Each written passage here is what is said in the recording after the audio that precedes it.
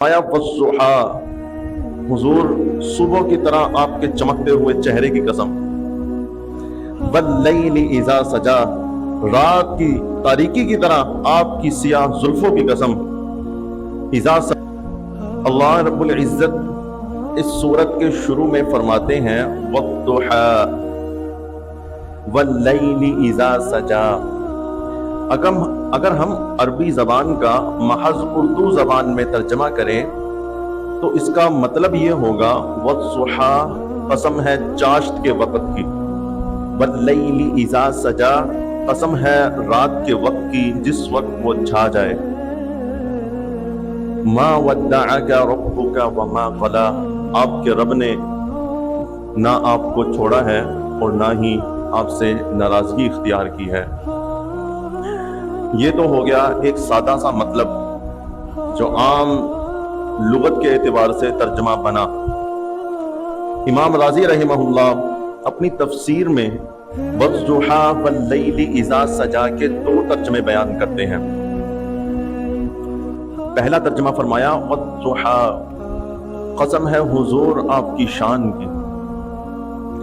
ضحا کا مطلب ہوتا ہے چاشت کے وقت، اس وقت رات کے بعد جب صبح ہوتی چاشت کے وقت صبح اپنے مکمل اجالے کے ساتھ روشن ہو جاتی ہے۔ تو حضور کی حکمت، حضور کی سیرت کو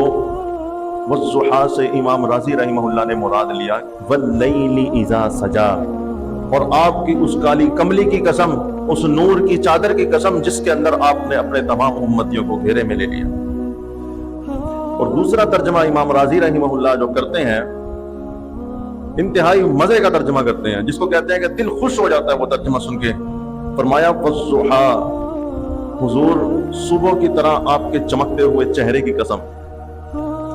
واللیل اذا سجا، رات کی تاریکی کی طرح آپ کی سیاہ زلفوں کی قسم، اذا سجا، جب آپ کی زلفیں ایسے بکھر جائیں، ما ودعک ربک وما قلی، آپ کے رب نے آپ کو نہ تو چھوڑا ہے اور نہ ہی آپ کا رب آپ سے ناراض ہوا ہے۔ میں اس کی تفسیر کرنے سے پہلے آپ حضرات کو اس سورت کا اور اس لفظ کا ما ودعک ربک وما قلی، اس کا شان نزول آپ کے ذہن نشین کرتا چلوں۔ حضرت جبریل علیہ السلام کا حضور کے پاس آنا چند دنوں کے لیے رک گیا۔ تو جس وقت وحی کا سلسلہ رک گیا کچھ عرصہ کے لیے، اب کفار قریش جو اس طاق میں رہا کرتے تھے کہ حضور سے رب کا کلام سنیں، اب ان کو بھی کچھ سننے کا موقع نہیں مل رہا ہے، تو انہوں نے باتیں کرنا شروع کر دی ہیں کہ ودعہ ربہ وقلا، کہ اس کے رب نے، حضور علیہ السلام کے رب نے حضور کو چھوڑ دیا، اس سے ناراض ہو گیا، اب ان کے پاس وحی نہیں آ سکتی۔ جب یہ باتیں چلیں، پورے قریش کے اندر یہ باتیں پھیل گئیں کہ حضور کے اوپر وحی آنا رک گئی ہے، تو یہ بات چلتی چلتی حضور کے گھر بھی آئی۔ حضرت خدیجہ رضی اللہ عنہا نے جس وقت یہ سنا تو حضور کے آگے اس کا تذکرہ کر دیا کہ حضور کیا بات ہے، آپ کا رب آپ سے ناراض تو نہیں ہو گیا؟ غیر کہے تو کہے، ان کی بات نہیں لگتی، جب کسی اپنے نے کہا تو حضور کے وہ یہ بات لگی، یہ بات چبھی۔ یہ بات حضور کے دل میں لگنے کی دیر تھی کہ اللہ رب العزت نے حضرت جبریل علیہ السلام کو اس حضور علیہ السلام کے پاس حضرت جبریل علیہ السلام کو بھیج دیا کہ جا جلدی جا کر میرے حضور کو کہہ دے والضحا واللیل اذا سجا، آپ کے روشن چہرے کی قسم، آپ کی سیاہ زلفوں کی قسم، ما ودعک ربک وما قلی، آپ کا رب آپ کو کیسے چھوڑ سکتا ہے؟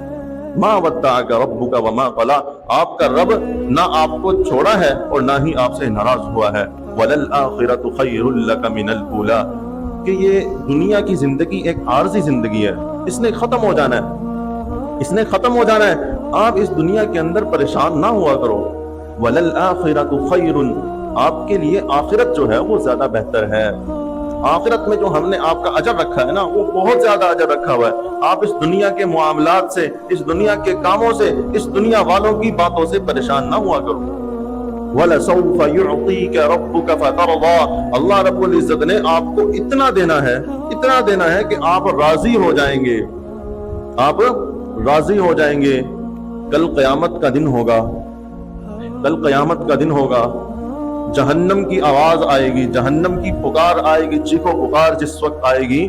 تو سارے لوگ جو اس وقت حشر کے میدان میں جمع ہوں گے، سارے کے سارے 1,24,000 انبیاء، ان انبیاء کی امتیں ساری کی ساری دوزانوں ہو کر زمین میں گر جائیں گی، ہاتھ بلند کیے ہوئے، یا رب نفسی یا رب نفسی، اے اللہ مجھے بخش دے، مجھے معاف کر دے، مجھے اس سے جہنم سے بچا لے۔ 5 بڑے بڑے نبی ہیں، حضرت نوح علیہ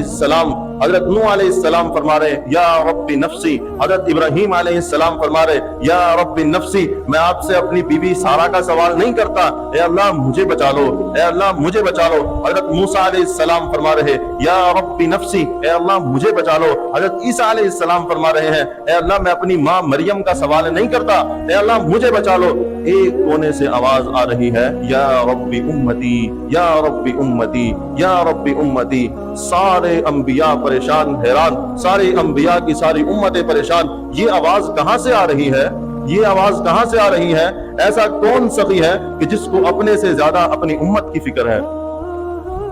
ایک کونے سے دیکھیں گے، دائیں والے بائیں جانب دیکھ رہے ہیں، بائیں والے دائیں جانب دیکھ رہے ہیں، یہ کون ہے، یہ کون سی شخصیت ہے جس کو آج کے دن جہنم کی پکار کے سامنے اپنے سے زیادہ اپنی امت کی فکر ہے؟